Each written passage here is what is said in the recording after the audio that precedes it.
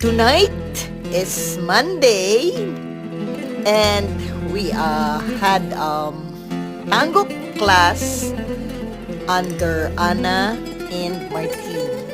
So ito ang aming class demonstration.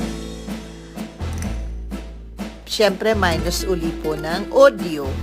I have to remove the audio because I don't want to be copyrighted. So just enjoy Ana's dancing and demonstration for our class. So kung ano yung tinuturo niya or yung sinasayaw nila, yan yung tinuro nila sa amin tonight. Enjoy!